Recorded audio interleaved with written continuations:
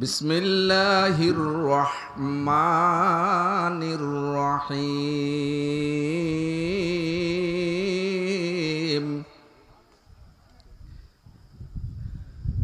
ওয়ামা ইয়াযুবু আন রাব্বিকা মিন মিথকালি যাররাতিন ফিল আরদি ওয়ালা ফিস সামাই ওয়ালা আসগর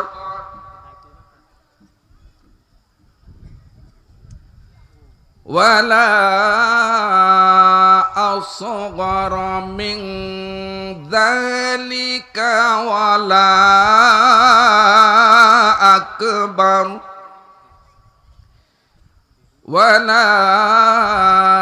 أكبر إلا في كتاب مبين.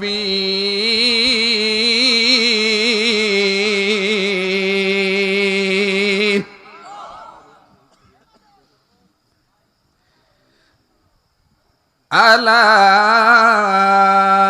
إن أولياء الله لا خوف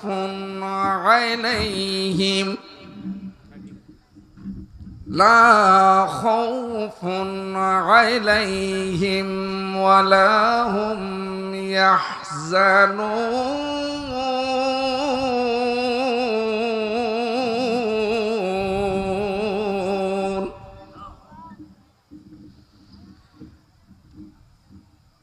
ألا إن أولياء الله لا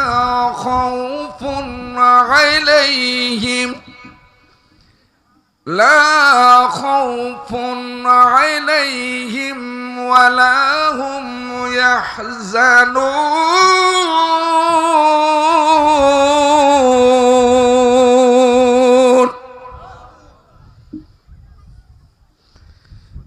الذين آمنوا وكانوا يتقون.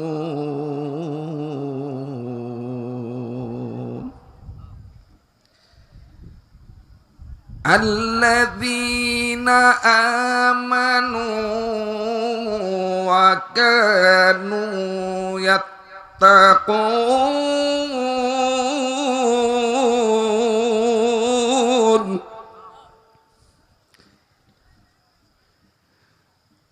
لهم البشرى في الحياة الدنيا وفي الآخرة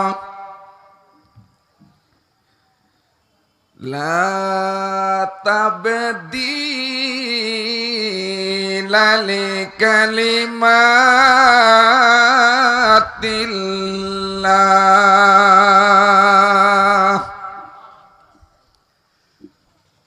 ذلك هو الفوز العظيم.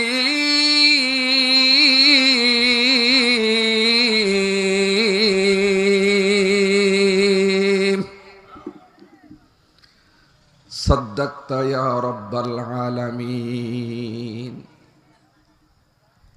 আসমান এবং জমিনের ভিতরে, অন্তরিক্ষর ভিতরে, পাহাড় পর্বতের ভিতরে যা কিছু আছে কে খবর রাখেন?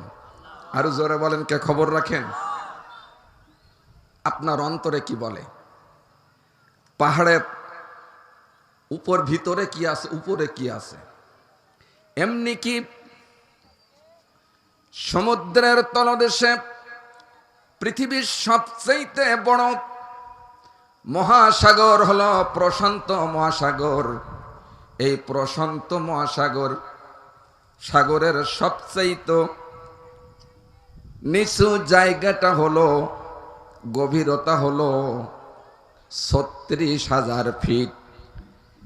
এই ৩৬,০০০ ফিট মাটির পানির নিচেই ছোট্ট একটি প্রাণী গভীর রজনীতে যদি আমার আল্লাহকে ডাক দেয়, আল্লাহ আমার আল্লাহ রব্বুল আলামিনের কুদরত ওই জায়গায় পৌঁছে যায়।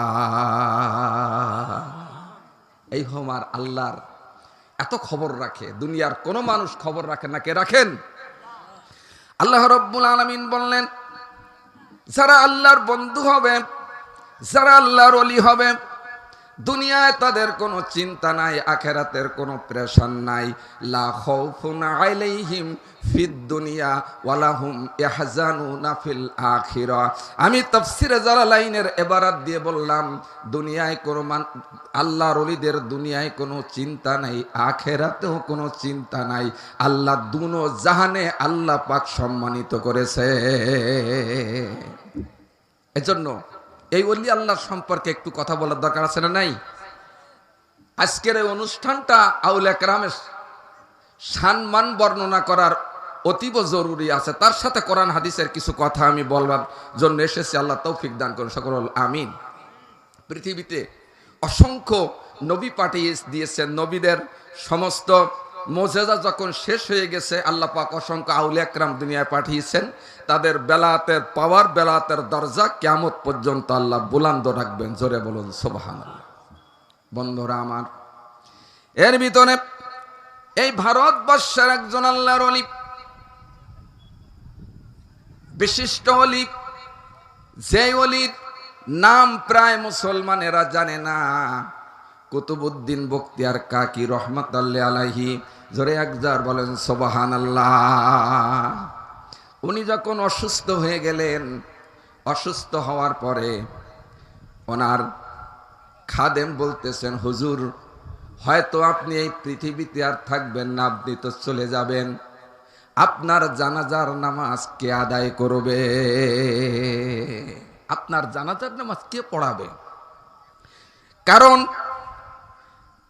আপনার এত ভালো ভালো মুরিদ আছে যারা আল্লাহর ওলি, অসংখ্য ওলি, কে আপনার জানাজার নামাজ পড়াবে? আল্লাহর ওলি 4টা সত্য দিয়েছেন। জোরে কোন কয়টা? পিছন দিক থেকে হাত উঠায় বলেন কয়টা? 4টি সত্য দিয়েছে। এই 4টি গুণ যার ভিতরে পাওয়া যাবে, উনি আমার জানাজার ইমামতি করবে। আমার বন্ধুগণ, কিছুক্ষণ পরে আল্লাহর ওলি এই পৃথিবীর থেকে বিদায় গ্রহণ করলেন। ভারতবর্ষে কয়েকটি বড় বড় জানাজা হয়েছিল, তার ভিতরে একটা শ্রেষ্ঠ জানাজা হযরতে কুতুবউদ্দিন বখতিয়ার কাকি রহমাতুল্লাহ আলাইহির জানাজায় হাজার হাজার না কত লক্ষ মানুষ উপস্থিত হয়েছে, গণনা করা সম্ভব হয় নাই। এত মানুষের আগমন গণনা করা সম্ভব হয় নাই। আলেম ওলামারা বক্তৃতা দিলেন, পীর মাশায়েখেরা বক্তৃতা দিলেন। বক্তৃতা দেওয়ার পরে বক্তৃতা সবাই শেষ হয়ে গেল। বলতেছে, হুজুরের জানাজা কে আদায় করবেন? কে জানাজা করবেন? আনার জানাজা কে পড়াবেন? খাদেমকে জিজ্ঞাসা করলেন। খাদেম বললেন, 4টি গুণ যার ভিতরে থাকবে, তিনি ওই হুজুরের জানাজা আদায় করতে পারবেন, নইলে পারবেন না। 1 নম্বরের গুণ হলো, যেদিন থেকে তাহাজ্জুদের নামাজ শুরু করেছেন, জীবনে কোনোদিন তাহাজ্জুদের নামাজ কাজা হয় নাই। 2 নম্বরে হলো, আসরের নামাজের ফরজ নামাজের আগে 4 রাকাত সুন্নাত নামাজ আছে না নাই? এই 4 রাকাত নামাজ জীবনে কাজা হয় নাই এমন ব্যক্তি। 3 নম্বরে হলো, কোন নরদারির দিকে আবেগ নিয়ে জৈবনের তাড়ানায় কোনোদিন তাকায় নাই। 4 নম্বরে হলো, জীবনে মিথ্যা কথা বলে নাই। এই 4টি গুণ লক্ষ লক্ষ জনতার সামনে উঠাই দিলেন। লক্ষ লক্ষ জনতার ভিতরে একজন আল্লাহর ওলি আরেকজনের দিকে তাকায়, আরেকজন আরেকজনের দিকে তাকায়, আরেকজন আরেকজনের দিকে তাকায়। কে পড়াবে? কারো তো এই যোগ্যতা নাই। কে পড়াবে তার জানাজা? আমার ভাইয়েরা, ইনি কোন মানুষ যখন আসতেছেন না, কিছু কিছু মানুষ বললেন এই গুণের মানুষ হয়তো এর ভিতরে নাই, জানাজা পড়ার মতো মানুষের ভিতরে, পড়াবার মতো মানুষ নাই। আমার ভাইরা, খাদেম বললেন নিশ্চয় এই জাতির ভিতরে না থাকলে আল্লাহর ওলি এ কথাটা বলে যেতেন না। আমার ভাইরা, হঠাৎ করে বিশাল জনতার ভিতর থেকে একজন মানুষ দুই হাত উঁচা করে দিয়ে আল্লাহু আকবার বললেন। জোরে করে আল্লাহু আকবার। দুই হাত উঁচা করে দিয়ে বললেন, রাস্তা ফাঁকা করে দাও। রাস্তা ফাঁকা করে দিলেন। জানাজা পড়ানোর জন্য খাটের কিনারায় আসলেন তিনি। কোন ওই দেশের বড় ওলি আল্লাহ ছিলেন না, আলেম ওলামা ছিলেন না। ওই সময়ের সবচাইতে আল্লাহওয়ালা রাষ্ট্রনায়ক ছিলেন শামসুদ্দিন আলতামাস রাদিয়াল্লাহু রহমাতুল্লাহি আলাইহি। জোরে একবার বলেন সুবহানাল্লাহ। রাষ্ট্রীয় দায়িত্ব পালন করেছিলেন। এখন আপনাদের প্রশ্ন হলো, একটা রাষ্ট্রীয় ক্ষমতা পাওয়ার পরে এতগুলি দায়িত্ব পালন করার পরেও জীবনে কোনোদিন তাহাজ্জুদের নামাজ কাজা হয় নাই, আসরের সুন্নাত নামাজ জীবনে কাজা করেন নাই, মিথ্যা কথা বলেন নাই, নরনারীর দিকে এমন দৃষ্টি দেন নাই যেই দৃষ্টিতে গুনাহ হবে। উনি দাঁড়িয়ে গেলেন, লক্ষ লক্ষ জনতার সামনে বললেন, ওগো আল্লাহর ওলি, আমি আপনাকে ভালোবাসতাম, আমি আপনাকে এত আদর করতাম যা দুনিয়ার কাউকে আমি করে নাই। সুতরাং আপনি যখন আমাকে এই কথাটা বলেছেন, আমার জীবনটা এত ক্ষতি করেছেন, এই লক্ষ লক্ষ মানুষ জেনে গেল আমার গোপন ইবাদতগুলো কেউ জানতো না। আমি যখন দিশি রজনীতে দাঁড়িয়ে যেতাম, তখন আমার আল্লাহ পাকের সামনে আমি এরকম দাঁড়িয়ে যেতাম যে আমার আল্লাহ আমার সামনে হাজির হয়েছেন। জোরে করে আল্লাহু আকবার। আমার ভাইয়েরা, জানাজা হয়ে গেল। এর থেকে শিক্ষা হলো, আল্লাহ রাব্বুল আলামিন বললেন, যখন কোন দেশের রাষ্ট্রীয় নায়ক হবে তার দায়িত্ব হবে ওই দেশের জাতীয় মসজিদের ইমাম হওয়া। ওয়াজআলনা লিল মুত্তাকিনা ইমামা। একটু হাত উঠাই বলুন আল্লাহু আকবার।